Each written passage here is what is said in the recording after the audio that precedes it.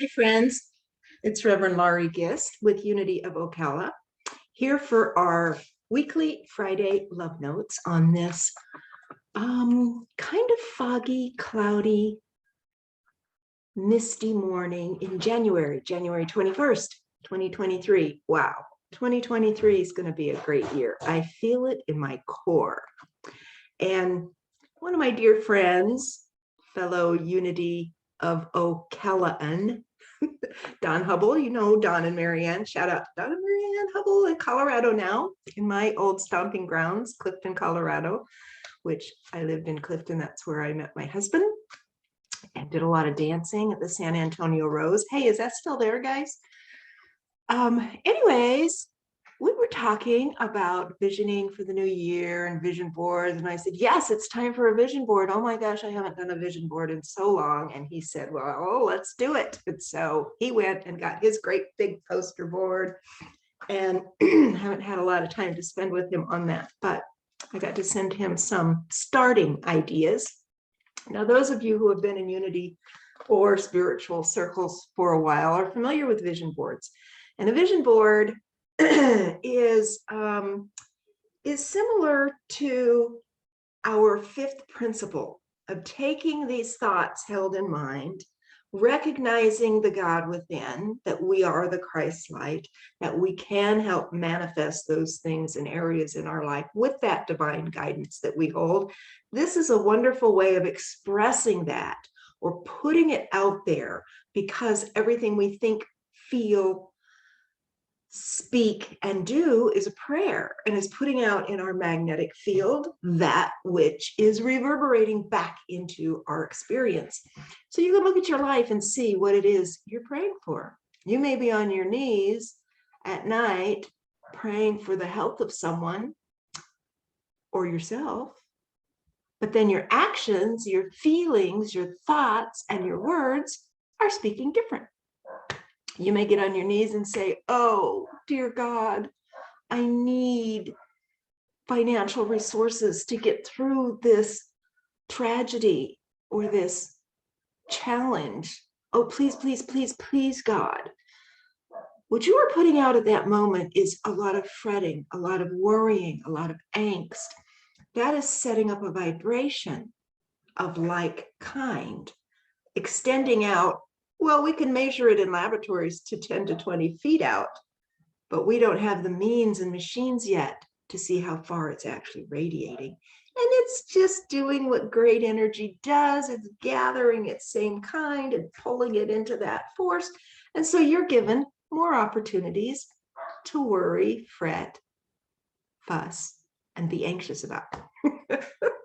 So a vision board is a wonderful spiritual tool to help us get zoned in, targeted in on those areas of our life that we want to see enhanced. We know God already sees that for us. We just want to jump up to that view that God holds for us. So there are a few helpers as you're creating your vision board. I don't know if there's a vision board expert or field of vision board designing. I would like to head that up if there be such a thing. But there are some intentional actions when creating a vision board. And I think I'm going to have a class in this. That might be 1 week of our Wednesday classes when I come back to Wednesday classes, which started again on the 11th. If you guys are not coming to our Wednesday classes, I hope you do. They're wonderful. We dive really deep. You can jump in anywhere. They're different topics. We do a little crying, a lot of giggling, a lot of laughing, a lot of chatting, and some eating and meditating, a little stretching. It's wonderful. So vision boards. I recommend you go to Office Max or Walmart, or if you're not protesting, Walmart, which I usually am. I'm boycotting. My poor kids will call me, and now my grandkids, who are we boycotting this month? I'm trying to look for the good in those areas that I once boycotted. So I'm looking for the good, shifting my priorities about boycotting. Anyway, get you one of those nice big poster boards.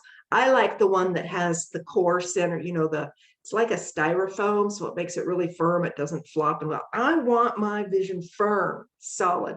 strong, not built on sand or wavy board. So get you a good, strong vision board. I'm going to begin with just my sketch pad. This is my sketch pad that's become kind of my tattoo design pad.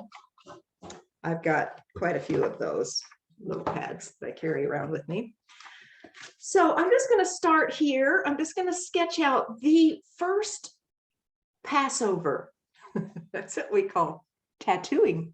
The first pass, the first set of lines. When I did my first tattoo on my daughter, the sparrow, because she has earned her 10,000 nautical miles, I did the first pass to get the design on before it faded off her skin. And then if that first pass isn't solid enough, clean enough, sharp enough, then you come and do a second pass. I asked my instructor to come do part of a second pass, but he didn't have to pass over all the parts. So I'm feeling pretty good about that. Anyway, so the first pass. The center of our vision board, we want that to be the center, the core of who we are. So I like to put something spiritual there. My spiritual foundation is my starting base. When that is rock solid, when I am at one with my divine spirit, everything else flows.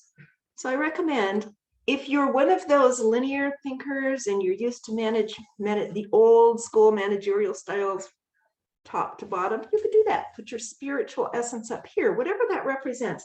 I like two pictures of Jesus. I like this one. I'm creating a tattoo of it. I like this one because it's sweet, contemplative, almost meditative. I took a picture because I have the actual picture, the original pencil. I did not do this. I think the artist is long gone. A ministerial friend of mine, a classmate of mine, Shananana, shout out to Shananana, gave this to me. But I took a picture and I got part of the window and it's not very clean. So I'm going to clean it up. I'm actually going to sketch it myself. And I think I'm going to put this in the center, reduce it a little bit, put this in the center, or use it as a very faint background. It's always there. Jesus represents not only one of my greatest teachers and way showers, but a humble, true, amazing Jewish rabbi that just radiated goodness and light and godliness in every action, in every word, in every motion. There are others, and they will be part of my board as well, but I like this guy for my center. So I use lots of colors. I try to stay away from just drab. I've brought a lot of color into my life these days, so I'm continuing with that theme. So my center, I don't know, I'm just picking up a pretty, what is that? Oh, blue indigo. So you may want to start just with your center. Now, I don't know if you can see that. Can you see that? I'm just drawing a little cloud, basically. I've had students that are very OCD about things and they want perfect little boxes and little stars off. But I start with my spiritual center. And then I will have areas that branch off from that. You don't have to draw these on. You can just arrange those places. But it helps me to really focus and concentrate those ideas, those words, those images, those colors that represent that area in my life. Now, as far as the areas in your life that you want to focus on, improve, lift to the highest realm that it can possibly be, think about that. We have lots of areas in our life, lots of levels to us. Our well-being could be health, and that could be in healthy mind, spirit, body, attitude,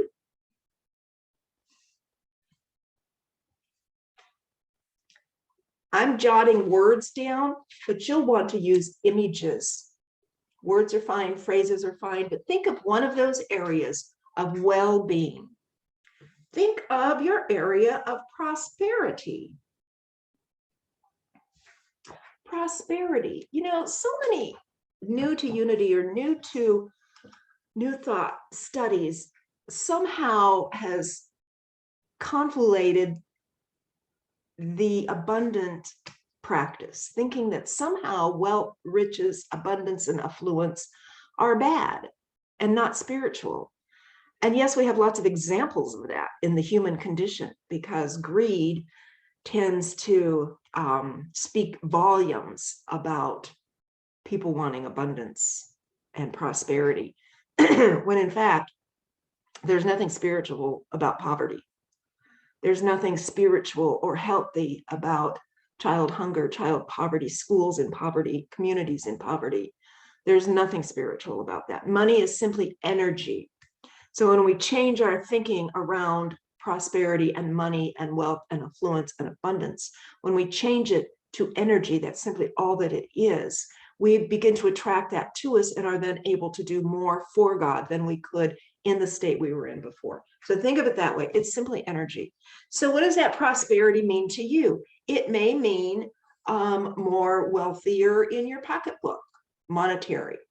It may mean prosperity in your thinking, higher mindedness, whatever that comes. And each of these areas, I like to spend a good week in, meditate, especially if we're doing a class and we're doing it week by week, we're focusing on a different area.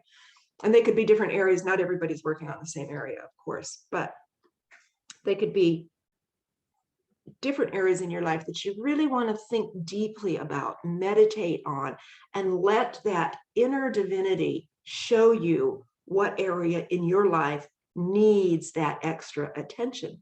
Other areas may be your creative life. So many people don't put this on their board. And this is so important to me, not just because I'm an artist, but the creative force is directly from God. Everything that we write, sing, move to, dance to, drawn to colorfully, brilliantly, brightly, is a direct spark from the creative force. It comes from a different side of the brain. The right side of the brain does not come from our thinking, learned in school, cyclopedia side of the brain. It comes from that direct download. So how are you creatively? Because that means, how are you working out problems creatively? How are you learning to express yourself creatively? How your thoughts are creating your dreams. What if travel is a dream? How can you creatively design that? So creativity is an important aspect of this prosperity board, vision board. What else? Relationships.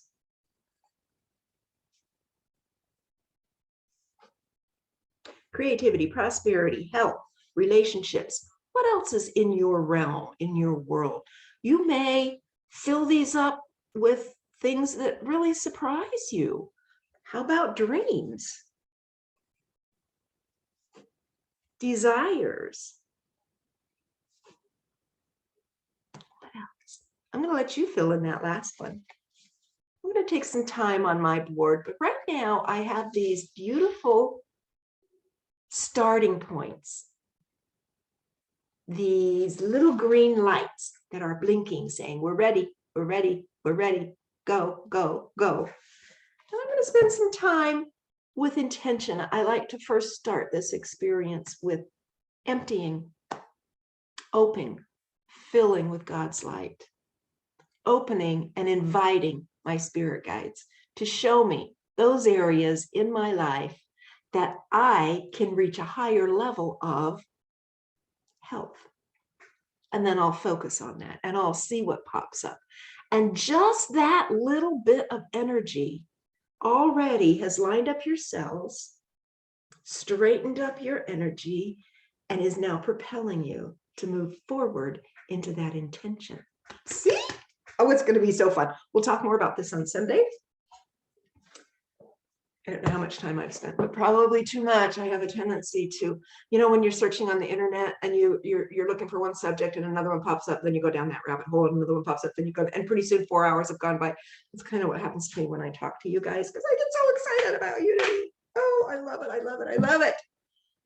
Let's see what my favorite poet of the year has to say. I'm going to have to switch her, I know, pretty soon, but I haven't even really spent a lot of time in her other book, but Shalon Harkin is brilliant, brilliant, brilliant artist to me.